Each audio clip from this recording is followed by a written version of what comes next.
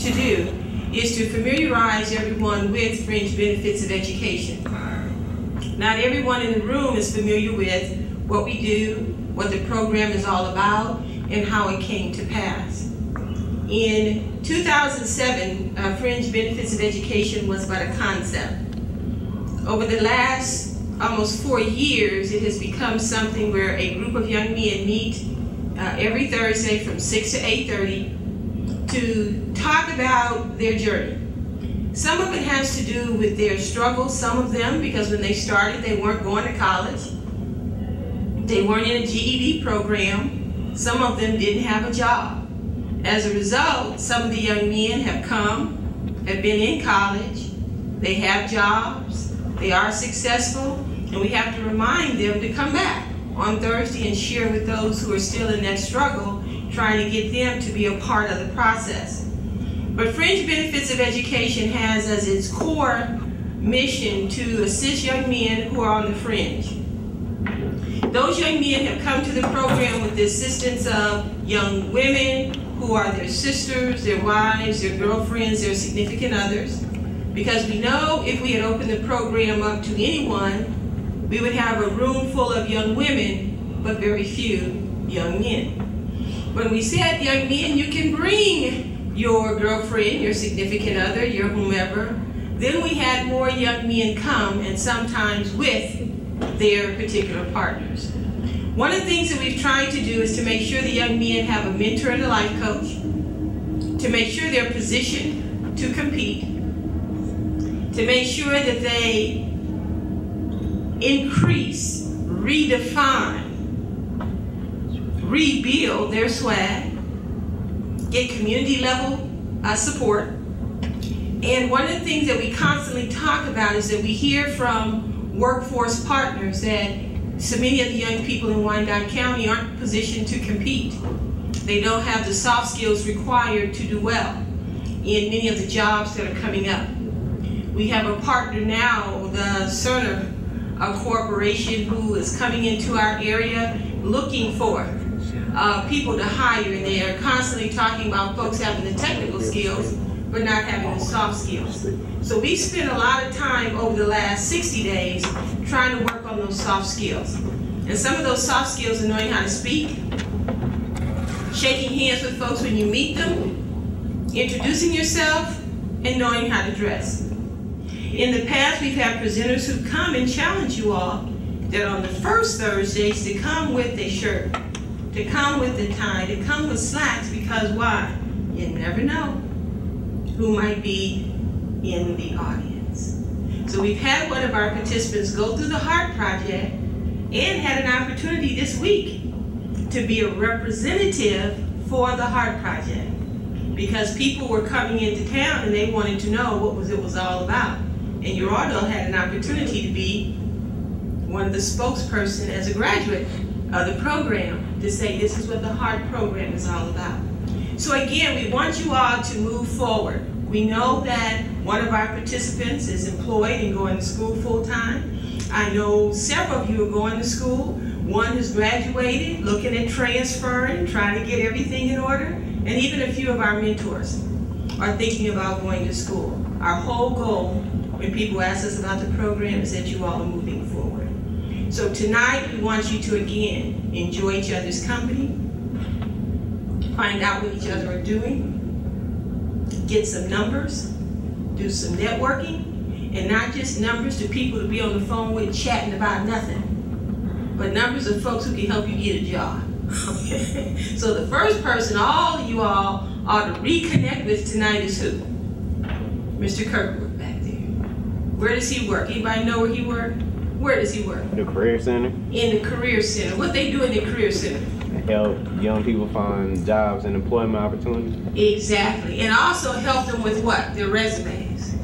And they get a database of jobs. So right now we got a lot of young people as well as older people. They're just indifferent about everything, and we're lackluster to things that can help you get to where you need to go. And we're more hyped on things that don't mean nothing, that have nowhere, just a circle, and we need to go forward. So, but, and it starts with yourself first, and then you can infect other people. But sometimes we want people to do things, but we're not willing to hit the ground floor and do it. Whether people show up or not, you still got to continue doing what you're doing.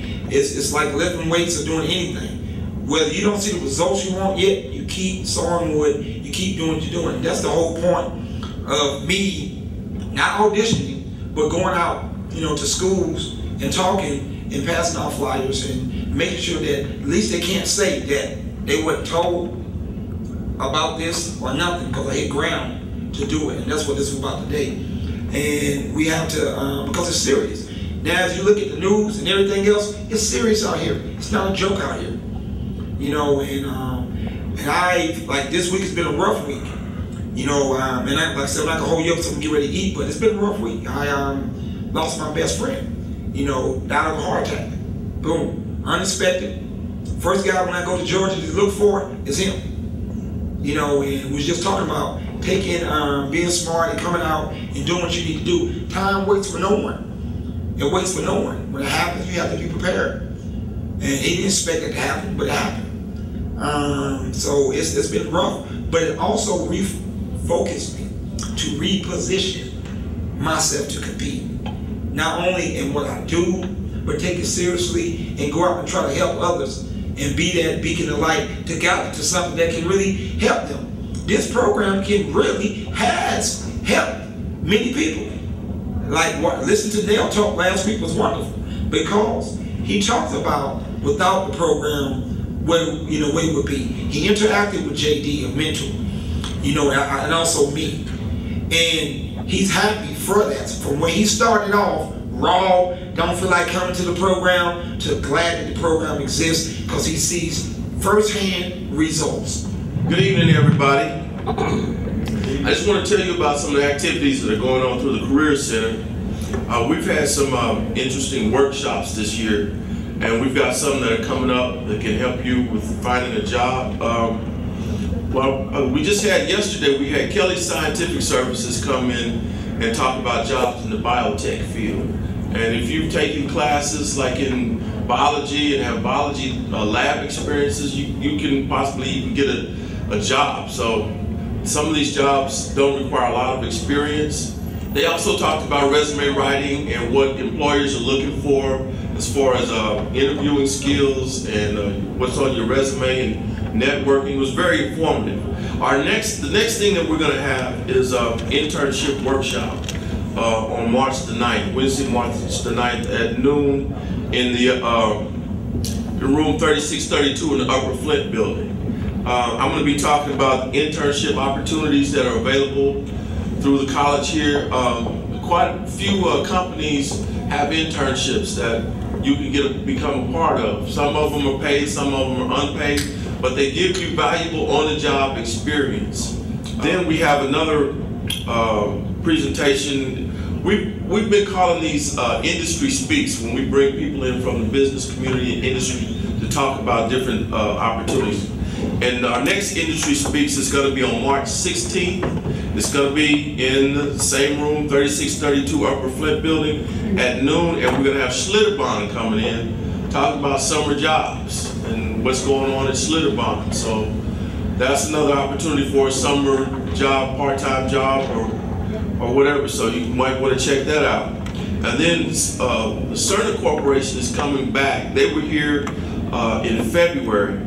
And they came and talked about jobs in the IT and business field with their company. We have students right now who are doing the internship. We have about 4 students doing the internships, and we have 2 or 3 students that got jobs with Cerner. Cerner is a company that's really expanding. They're building a new facility out at the Village West, and eventually they're gonna have like 4,000 new jobs out there.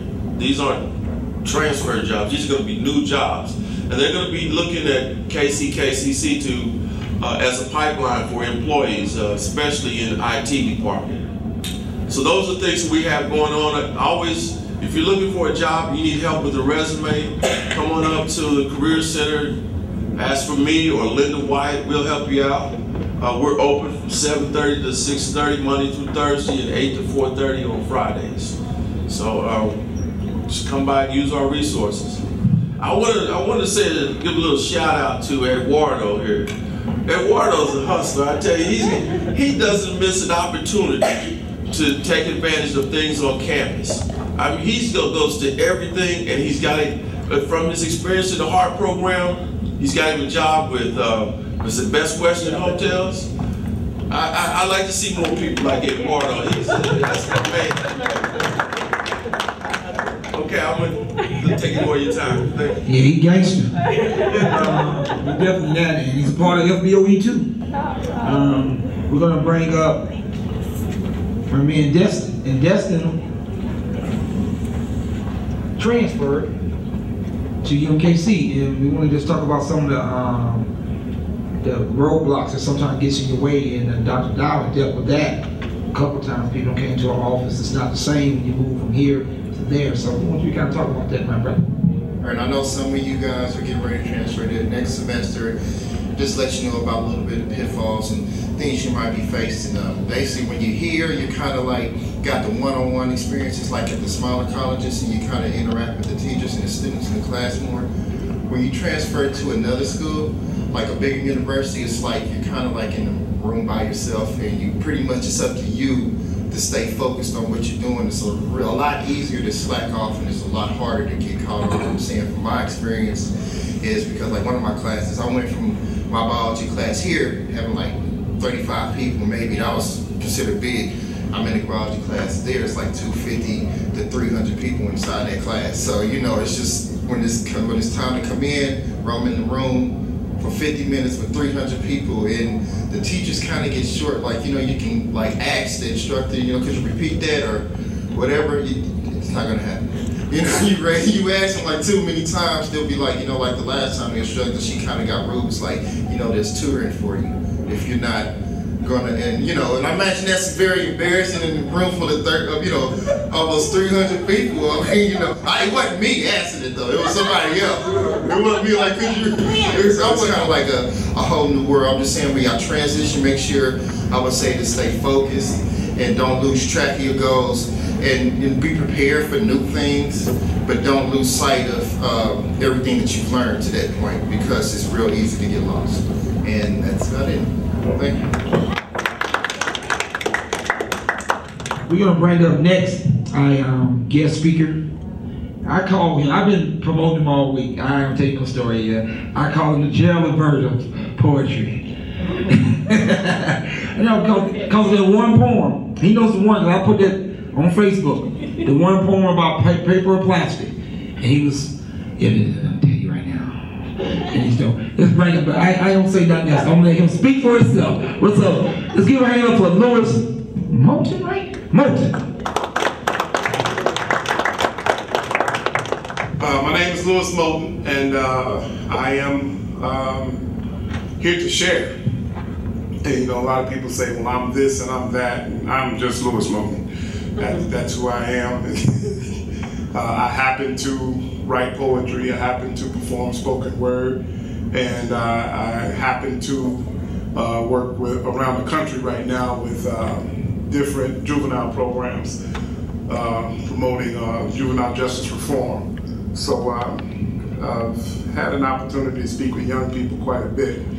I'm hoping that this evening can be a little interactive, you know, and I'm not one to give speeches and such. I don't mind talking though.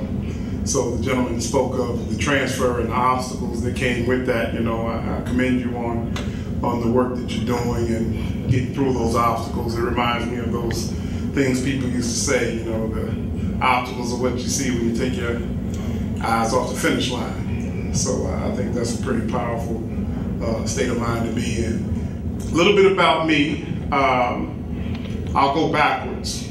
You know, right now I'm working with the Missouri Youth Services Institute. That is a private, not a state agency, it's a private agency. They do consulting, training, and coaching with juvenile systems around the country. And what that means is that we go into systems like state systems that are in trouble with the feds.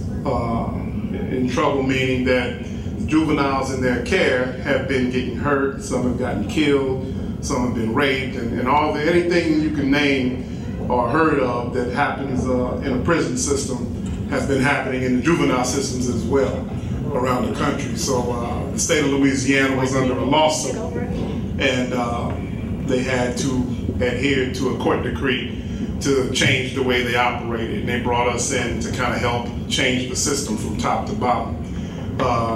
The District of Columbia, Washington, D.C., was in the same predicament under a Jerry M. lawsuit called the Jerry M. case that happened about 20-something years ago. We helped them come out from under that case by changing the whole system around and how they do business, meaning that rather than treat juveniles like adults are treated in prison, treat them like juveniles who are about to go back in the community so they can be successful in the community.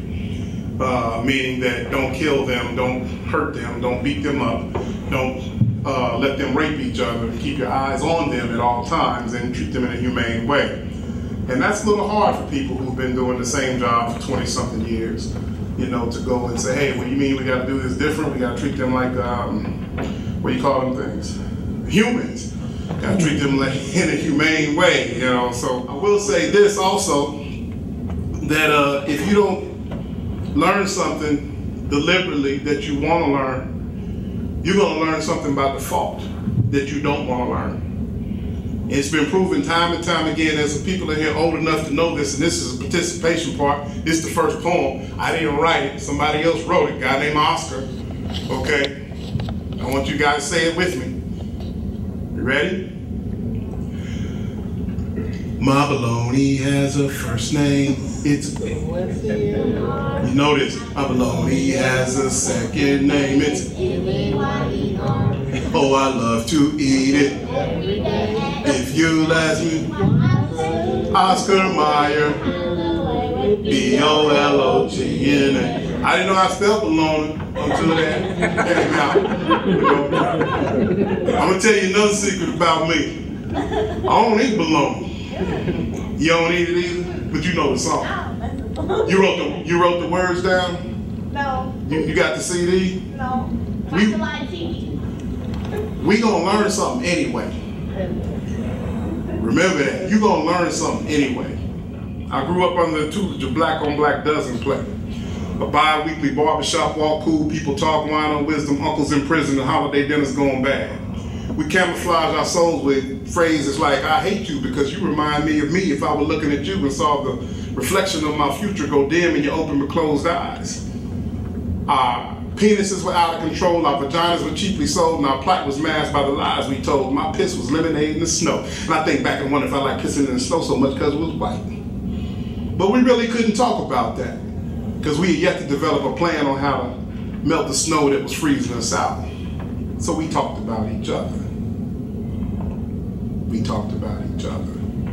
I thought about that because I overheard, I don't know if it was Brother Vigilante or my brother back here was speaking to somebody about having a plan, you know, and having to have a plan. And one thing that I didn't have was a plan, but I had good relationships. Now think about what you can do with a plan and good relationships. And a man told me, a frat brother, matter of fact, which was one of my mentors and coaches and turned out to be one of my employers as I grew up, Larry Bankston, said, nothing beats a failure. That's what he said. No, people don't plan to fail. They just fail to plan. And I've taken that with me everywhere I go. You know, the other thing he says, you know, nothing beats a failure but a try. He also said that to be involved with something to get some of the juice out of anything electrical or anything going on that's electrifying to you, you got to plug in. And so one thing I would leave people with before I do my poetry is plug into something, join something. You know, anything on, like they said about my brother Eduardo, yeah. He's involved with everything. And that's one thing I regret, not getting involved with other stuff that was on that bulletin board in those college hallways. Get involved with something, make connections with people, because those are the people who are going to remember you and say, hey, you know, we got this going on, we got that going on. Go to stuff, visit. Get involved with that anyway. So, and that's the one thing that I tell people is about connections. You know, your resume means nothing. People, what you say, what you know in an interview means nothing. And I interviewed people with DYS, Division of Youth Services, A lot of times I decided when they walked in the door, you know, if I was going to even complete the interview, or if I was going to like rush through it. I'd rush through it, you know, because people are, they could care less about what you have to say. And it's not that they don't want you to say the right thing, it's just that they see you first. My boss used to ask me to come to her office when I was a trainer downtown, and whenever she did, I kept a jacket like this with me. I ain't into suits. But whenever I went to her office, I put it on. She was power hungry. I got to tame her a little bit.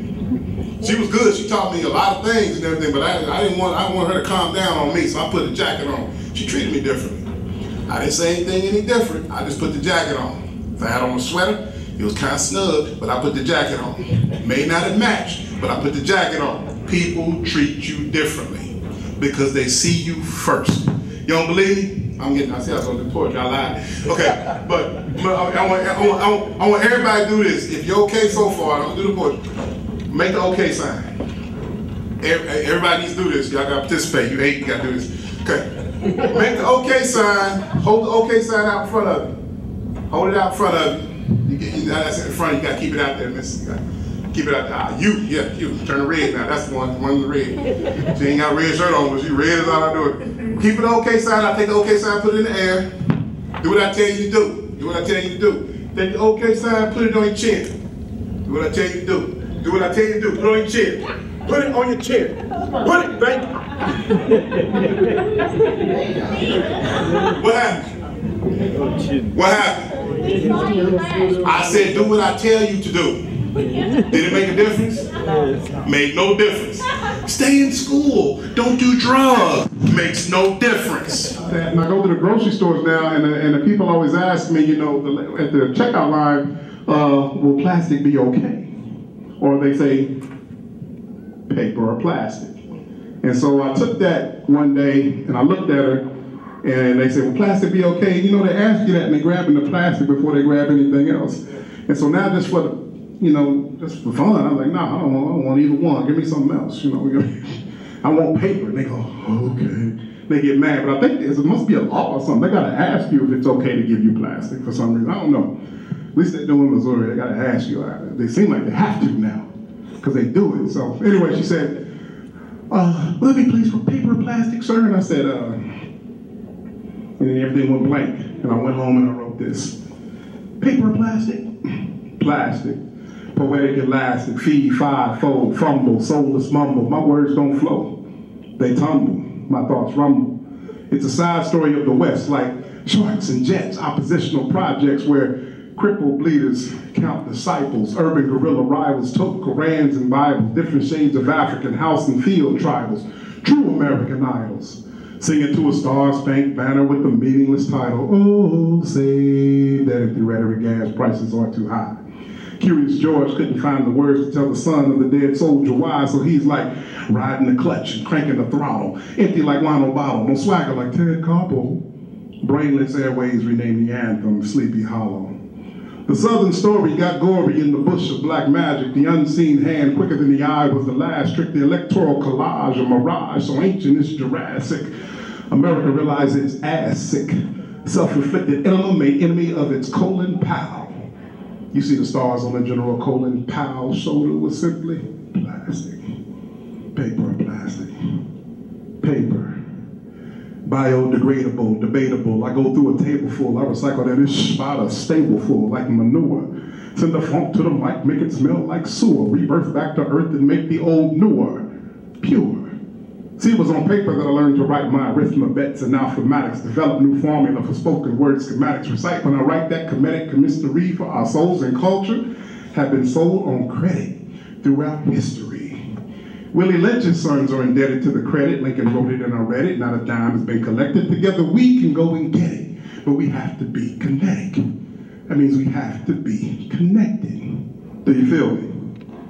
What I feel like? Paper or plastic? Paper.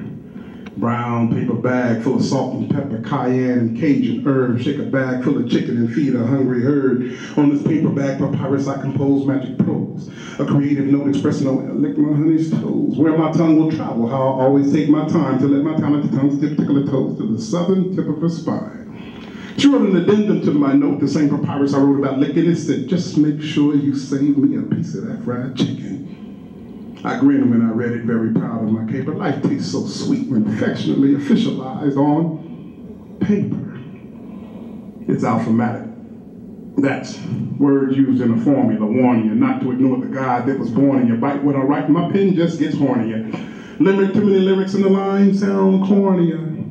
So I learned to choose my words carefully, recite incantations prayerfully, for if my thoughts are tragic, my speaking is indiscriminate magic. So I don't look to the brown sister and tell her she's a queen. I let my footsteps explain to her my worthiness as king. And I don't worry if my son will grow to be a good-for-nothing brother. I make sure he sees me daily praise the queen, his mother. Taught my son to say thank you upon receiving the simplest of things. Instead of saying you're welcome, I say God can do anything. See, I once was in deep denial about my afflictions as a man. I made excuses for my sins, blaming pain on my natural tan. Then I studied the journey of all the brothers, the kings, the exes, and all the others. But nothing changed till I learned and relearned the son of my father and mother. That's when I put my life in arithmetical order. Now I have breakfast every morning with the man that walked on water. Some ask what clique I'm with, what religious doctrine I'm about. I tell them I'm down with those who pray to the east, the west, the north, and the south. Those who kneel, those who stand, open palms or folded hands. Those who speak truth, whether woman or man. The truth is the truth, whether you're pale or tan, black, white, green, gray, grizzly. I really don't give a damn. There's nothing plastic about this man. Makeup of my DNA is of a divine plan. Now with the precision of magnetism, I amplify the truth so clear, mistaken for voodoo, like Shaka Zulu. That's what the Zulu do to your ear. Like a goldsmith polishing gold till he sees a reflection of himself, God polishes me till she sees he like no one else. The Creator's methods can be tough. This journey often feels like a test, so I turned to an old preacher, and he explained the best. Old preacher told me God was fixing me, so I am what I am, what I'm fixing to be. The girl just said, "Will that be paper or plastic, sir?"